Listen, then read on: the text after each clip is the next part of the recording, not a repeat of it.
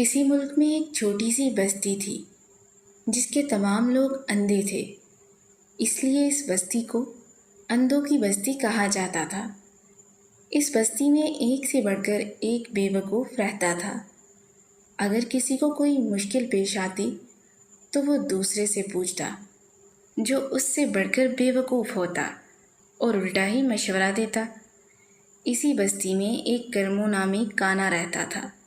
کرمو بھی ان کی ہی طرح بے وقوف تھا، مگر کبھی کبھی وہ صحیح بات کہہ جاتا تھا، اسی لیے اس کو اندھوں میں کانا راجا کے نام سے پکارا جاتا تھا۔ ایک دن خدا کا کرنا کچھ ایسا ہوا کہ کہیں سے کچھ جنگلی بھینسیں بستی میں گھس آئے۔ انہوں نے تمام کھڑی فصلیں تباہ و برباد کر دی۔ راستے میں جو چیز آئی اس کو برباد کر کے ہی چھوڑا۔ تمام بستی کے اندھے بڑے پریشان ہوئے کہ آخر کون سی یہ آفت ہے جس نے ان کی بستی کو تباہ و برباد کر دیا۔ سب بہت پریشان تھے، کسی کی سمجھ میں کچھ نہیں آ رہا تھا کہ کیا کیا جائے۔ اس وقت کرمو بولا، لگتا ہے یہ اللہ تعالیٰ کی طرف سے ہماری آزمائش ہے، ہمیں اس پر صبر کرنا چاہیے۔ اسی میں ہماری بھلائی ہے اور اسی میں ہمارے رب کی رضا، کیونکہ بستی کے تمام لوگ اس کو ذرا عقل مند سمجھتے تھے، اس لیے اس کی باتوں پر عمل بھی کرتے تھے۔ سب اس کی بات سن کر مزید کچھ نہ بولے اور اللہ کی رضا میں راضی ہو گئے اور واپس اپنے اپنے گھروں کو لوٹ گئے۔ کچھ دن ہی گزرے تھے، بہت زور کی بارش آئی جس کے ساتھ طوفان بھی تھا۔ اس طوفانی بارش نے اندھوں کی بستی میں تباہی مچا دی۔ کئی گھروں کی دیواریں ٹوٹ گئیں، کئی گھروں کی چھتیں اڑ گئیں۔ بستی کے بے یار و مددگار اندھے اب زیادہ پریشان تھے کہ آخر یہ آفتیں ہم پر ہی کیوں ٹوٹ رہی ہیں۔ وہ ایک بار پھر اکٹھے ہوئے اور غور و فکر کرنے لگے۔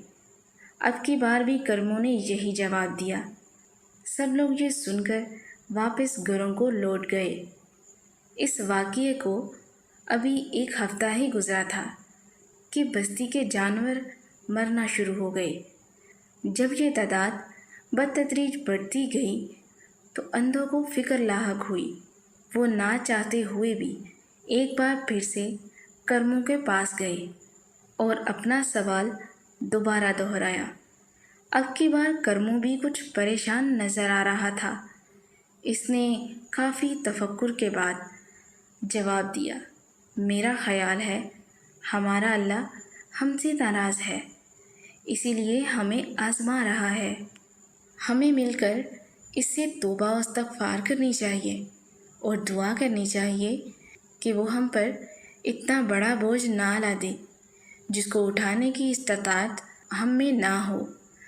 سب اس کی بات پر متفق ہو گئے اور سب نے مل کر اللہ تعالیٰ سے توبہ کی اور اس کے حضور سجدہ ریز ہو کر دعا مانگی کہ اللہ ہم پر رحم فرما۔ تبھی اللہ تعالیٰ نے ان کی دعا قبول فرمائی اور آئندہ کوئی آفت اس بستی پر نہ آئی۔ سچ ہے، ایک عقل مند ہی اپنی قوم کی قسمت کو بدل سکتا ہے۔ کرمو کی عقل مندی اور عاجزی نے ایک بستی کو تباہ ہونے سے بچا لیا، کیونکہ اسے یقین تھا کہ اللہ تعالیٰ سے دوری تباہی کی طرف لے جاتی ہے اور اس کا قرب دنیا اور آخرت میں کامیابی کا باعث بنتا ہے۔